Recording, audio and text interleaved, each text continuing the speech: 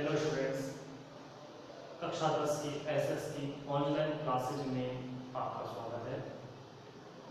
पिछली वीडियो में lesson number 18 हमारा चल रहा था। अर्थशास्त्र का एक विषय था। उसके अंतर्गत हमने उपभोक्ता से संबंधित तमाम बातों पर चर्चा की थी और विस्तार से उस लेसन का हमने अध्ययन कर लिया था।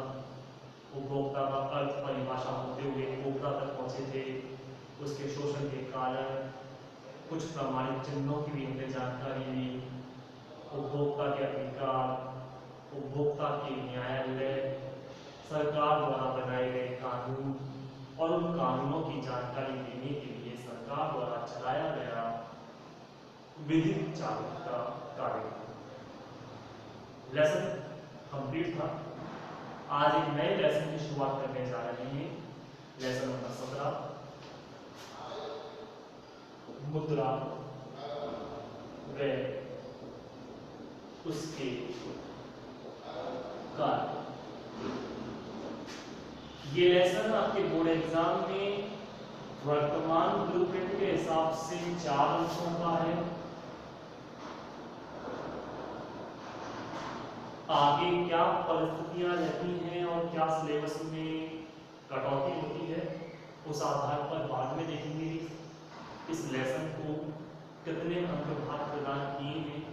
लेकिन अभी वर्तमान में 4 अंक का ये लेसन है और यहाँ से बोर्ड परीक्षा में एक प्रश्न आ रहा है।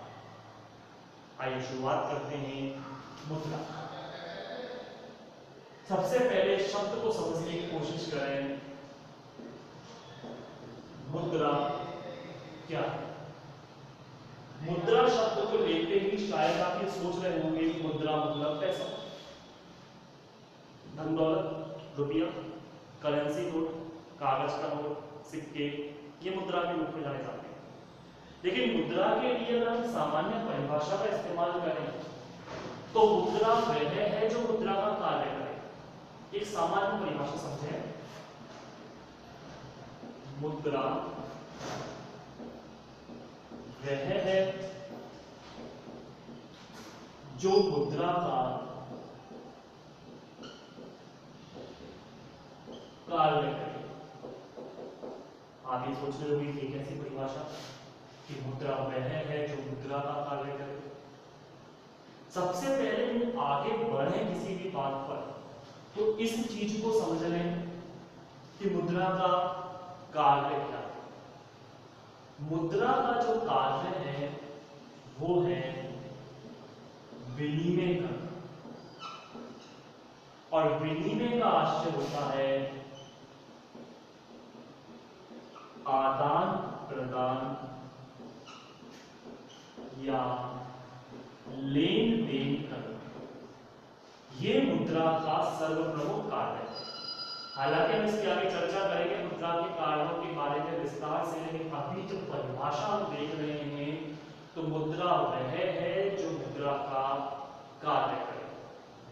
और मुद्रा का सबसे बड़ा जो कार्य आता है, महत्वपूर्ण जो कार्य आता है, वो है विनिमय करना, अर्थात वस्तु का आदान प्रदान करना। आज वर्तमान प्रणाली को हम देखें तो आदान प्रदान जो किया जाता है वो मुद्रा के माध्यम से ही किया जाता है। बिस्किट का पैकेट लेने जा रहे हैं, दुकानदार से बिस्किट लेंगे 5 रुपए का और उसके बदले में 5 रुपए का सिक्का दे देंगे। यही तो होगा। तो आपने उस 5 रुपए के सिक्के से या 5 रुपए के कागज के नोट से एक बिस्किट खरीद लिया। ये एक छोटी चीज थी।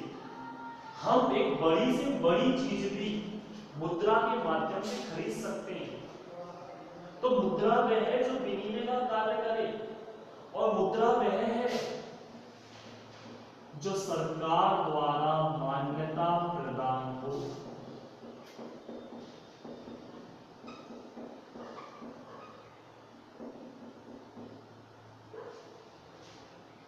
अगर देखा जाए एक निगाहों से, अगर देखा सामान्य नजरों से देखा जाए तो एक 2000 का नोट क्या है? एक कागज का टुकड़ा ही तो है। सोचे ना कि 2000 का नोट, 50 का नोट, 100 का नोट जो है वो एक सामान्य कागज का टुकड़ा ही है, लेकिन उसकी कितनी अहमियत है इस बात की आप कल्पना कर सकते हैं। एग्जाम्पल रूप में अगर आपको बताया जाए तो ये कुछ कागज है, बहुत सारे कागज देख सकते हैं आप, कितने सारे कागज हैं। ये एक सामान्य किताब के कुछ कागज हैं। क्या इन कागजों से आप बाजार से कुछ खरीद सकते हैं? मैं तो एक कचौड़ी की बात करूँ, समोसे की बात करूँ, खाने का बात कर रहे हैं, अपन नाश्ता करना है, हमें सुबह सुबह भूख लग रही है, हमारे पास इतने सारे कागज हैं। नोट भी तो कागज की है, 10 का नोट भी कागज है, 2000 का नोट भी कागज है, 500 का नोट भी कागज है, उससे तो कहीं ज्यादा बड़े कागज है ये। 2000 का नोट, 50 का नोट, 100 का नोट एक छोटा सा होगा, लेकिन ये बहुत सारे कागज है। हमें सुबह सुबह भूख लग रही है, नाश्ता करना है, हम कचौड़ी समोसे की दुकान पर गए और उससे हम ये कागज दे दें और उससे कहें समोसा दे दें, दे देगा क्या दुकानदार? नहीं ना, सब पानी पैदा नहीं। क्यों? क्या है इसका कारण? कागज वो भी और कागज ये भी है। इसका कारण है कि इसे सरकार के द्वारा मान्यता प्रदान नहीं की गई। ये कागज मान्यता प्राप्त नहीं है, इससे आप लेन देन नहीं कर सकते, ये विनिमय करने का कार्य नहीं करता है। इस बात को आप समझें। मेरी जेब में एक छोटा सा 10 का नोट, आप इसको ही देख लीजिए, ये एक छोटा सा 10 का नोट और ये कागज देखो, इसके सामने तो ये कितना बड़ा है, बहुत बड़ा है ना। इस हिसाब से देखा जाए कितना सारा, कितना बड़ा कागज है। ऐसे तो इसके अंतर्गत कम से कम 4 बन जाए, लेकिन फिर भी क्या इससे आप कचौड़ी समोसे खरीद सकते हैं? नहीं खरीदेंगे इससे। तो बात क्या हो रही है मुद्रा की, कि मुद्रा वह है जो मुद्रा का कार्य करे, और मुद्रा का कार्य है आदान प्रदान करना, वस्तुओं की लेन देन करना, और मुद्रा वह है जो सरकार के द्वारा मान्यता प्राप्त हो। अब यहाँ एक सवाल उठता है, सरकार के द्वारा मान्यता प्राप्त का मतलब क्या है? याद होना चाहिए कुछ जानकारी, कुछ घटनाएं। आज हम परिचय पढ़ेंगे, ज्यादा कुछ नहीं पढ़ रहा है, हम परिचय में देख रहे हैं। 8 नवंबर 2016 भारतीय लोकतांत्रिक इतिहास में एक महत्वपूर्ण दिन के रूप में जाना जाता है। आप लोगों के जहन में वो बातें यादें ताजा होंगी। क्या हुआ था 8 नवंबर 2016? याद आया कुछ? हुआ था नोट बंद होने का कार्य। नोटबंदी सरकार के द्वारा 500 और 1000 रुपए के नोट को अमान्य करार दे दिया। उसकी मान्यता जो थी वो समाप्त कर दी गई। मान्यता समाप्त कर दी गई से मतलब सरकार ने आदेश निकाला और मान्यता समाप्त। 8 नवंबर 2016 को जब ये घटनाएं हुई थी, उससे पहले, सरकारी आदेश से पहले और सरकारी आदेश के बाद नोट में क्या बदलाव आया? कुछ तो बदलाव नहीं आए। एग्जाम्पल मान लीजिए ये 10 का नोट है, इस 10 के नोट के अंतर्गत ये नया नोट है, 10 का वर्तमान चल रहा है और ये पहले से वर्तमान, लेकिन इन दोनों की मान्यताएं अभी है। लेकिन सोचो इस नोट की मान्यता समाप्त कर दी जाए, सब कुछ कर दो, तो क्या होगा? क्या गांधी जी इसमें से रुक जाएंगे? जो गांधी जी यहाँ हंसते हुए दिखाई दे रहे हैं, क्या वो नाराज होते हुए दिखाई देंगे? क्या 10 की जगह 0 रह जाएगा? क्या भारत सरकार के द्वारा यहाँ पर कोई विदेशी सरकार का नाम आ जाएगा? या इसके रंग रूप में कोई परिवर्तन हो जाएगा? कुछ भी तो नहीं, सब कुछ वैसा का वैसा ही रहेगा। लेकिन सिर्फ उसको जो मान्यता प्रदान की गई है, जिस नोट को सरकार ने अपनी मान्यता प्रदान की है, वो मान्यता क्या हो गई? समाप्त। अर्थात कहने का आशय क्या है? कहने का आशय है मुद्राएं वे हैं जो सरकार द्वारा मान्यता प्रदान है। आज सपोज कीजिए सरकार ये कह दे कि ऐसे मार्कर से, यानी ये जो मार्कर है ये लेन देन करने का साधन है, और इस मार्कर से आप बाजार में एक कार खरीद सकते हैं। कार सोचो, एक सपोज करने के आता है, कल्पना करना हमारा कार्य है, हमारे मस्तिष्क का कार्य है। इस मार्कर से हम एक कार खरीद सकते हैं, तो बताइए क्या ये मार्कर फिर मैं ऐसे ही कहीं पर छोड़कर चला जाऊंगा?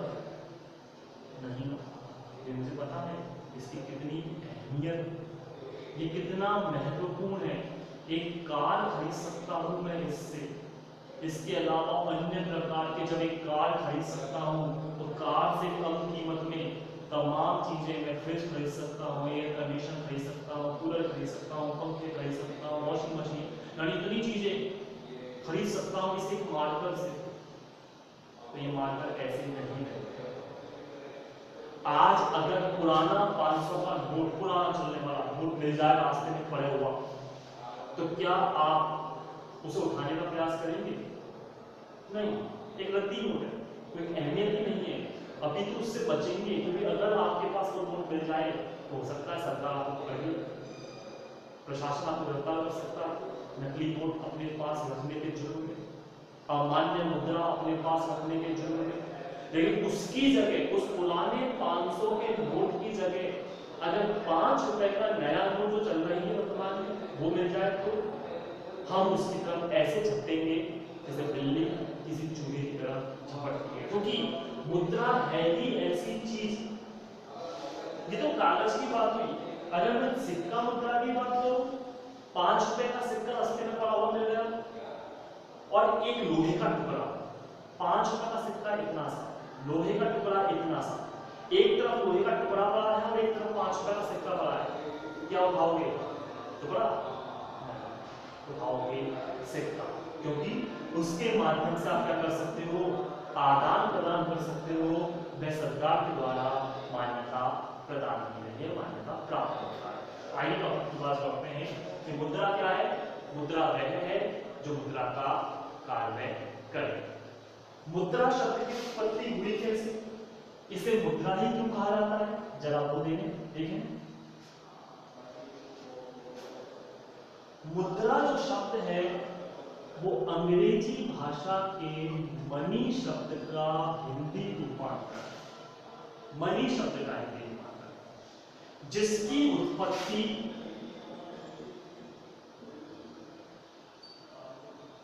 मोनेटा शब्द से हुई है। मुद्रा मनी शब्द का हिंदी रूपांतर है जिसकी उत्पत्ति मोनेटा शब्द से हुई है। ऐसा माना जाता है प्राचीन समय में रोम के अंतर्गत मोनेटा देवी का एक मंदिर था और उस मंदिर में ही सबसे पहले सिक्के बनाने की टकसाल अर्थात कारखाना स्थापित हुआ था। सबसे पहले सिक्के बनाने का कारखाना रोम के अंतर्गत मोनेटा देवी के मंदिर में स्थापित हुआ था। तो उन सिक्कों को कहा गया मोनेटा। धीरे धीरे ये मोनेटा का अपभ्रंश होता चला गया और वर्तमान स्वरूप में जो आया है वो मनी शब्द के रूप में आया, जिसे मनी अर्थात मुद्रा कहा जाता है। तो मुद्रा शब्द अंग्रेजी भाषा के मनी शब्द का हिंदी रूपांतर है, जिसकी उत्पत्ति मोनेटा शब्द से हुई है। ऐसा माना जाता है कि प्राचीन समय में रोम के अंतर्गत मोनेटा देवी का एक मंदिर था, उस मंदिर में इसका निर्माण हुआ, सिक्कों का निर्माण हुआ, उन सिक्कों को मोनेटा कहा गया और मोनेटा का ही अपभ्रंश होता हुआ मनी कहलाया। आज हमारे लिए मुद्रा जो शब्द आता है उसकी सिर्फ एक पहचान के रूप में सामने आ रही है, या तो सिक्का मुद्रा या कागज मुद्रा। क्योंकि मुद्रा शब्द लेते ही हमारे जहन में, हमारे मन मस्तिष्क में सिर्फ दो चीजें आती हैं, तो सिक्का या फिर कागज। विश्व के विभिन्न देशों के अंतर्गत प्रत्येक मुद्रा की अपनी अपनी मुद्रा का एक विशेष प्रतीक चिन्ह था। भारत के अंतर्गत भारतीय मुद्रा का प्रतीक चिन्ह नहीं था, लेकिन वर्तमान में भारतीय मुद्रा का भी प्रतीक चिन्ह बना। गोवा के रहने वाले एक व्यक्ति थे जिनका नाम था उदय कुमार उन्होंने भारतीय मुद्रा का प्रतीक चिन्ह बनाया और उसे ये चिन्ह प्रदान किया, जो हिंदी के रेड और अंग्रेजी के आर से समथिंग कुछ मिलता हुआ है। ऊपर एक शिरोरेखा है और एक रेखा उसके मध्य में से काट है। जैसे डॉलर का प्रतीक चिन्ह इस तरीके से, यूरो का प्रतीक चिन्ह है इस प्रकार से, प्रत्येक देश में मुद्रा का अपना प्रतीक चिन्ह था, लेकिन भारतीय मुद्रा का प्रतीक चिन्ह नहीं था। तो भारतीय मुद्रा को जो प्रतीक चिन्ह प्रदान किया गया वो ये किया गया। पहले कागजों पर यानी मुद्रा पर RS लिखा था, लेकिन अब जो मुद्राओं पर लिखा आता है वो ये लिखा हुआ आता है। हो सकता है मेरे पास कोई कागज हो तो आप देख सकते हैं। बिल्कुल अगर आप ध्यान से देखें इस चीज को तो ये है आपका रेड, आप देख सकते हैं पास से बिल्कुल ये रेड, ये है भारतीय मुद्रा का प्रतीक चिन्ह जिसका निर्माण किया गया था उदय कुमार के द्वारा। और ऐतिहासिक बातों में चले तो ये कहा जाता है भारत के अंतर्गत सबसे पहले रुपए का निर्माण, उस सिक्के का निर्माण हुआ था भारतीय रुपए का, वो शेर शाह सूरी के द्वारा इसका निर्माण किया गया था। तो ये कुछ सामान्य जानकारी हुई मुद्रा से संबंधित बारे में। ये मुद्रा क्या है? आज वर्तमान में मुद्रा विभिन्न रूपों में प्रचलित है। 1 रुपए सबसे न्यूनतम राशि है 1 रुपए की भारत के अंतर्गत। 1 के बाद 2, 5, 10, 20, 50, 100, 200 का भी नोट आ चुका है वर्तमान में, 500 और 2000। ये इस मूल्य के बाजार में नोट मिलते हैं, सिक्के मिलते हैं जिनका इस्तेमाल हम कर रहे हैं। कुछ समय पश्चात 1000 का नोट आने का प्रयास है लेकिन अभी नहीं आया है, जब आएगा तब देखा जाएगा। तो ये भारतीय मुद्रा से संबंधित सामान्य जानकारी आज से हमने परिचय देखा। इसके बारे में शेष अन्य जानकारियां आगामी वीडियो में प्राप्त होंगी। तब तक के लिए देखते रहिए आपका अपना YouTube channel SSK online classes को पढ़ते रहिए। तब तक के लिए धन्यवाद।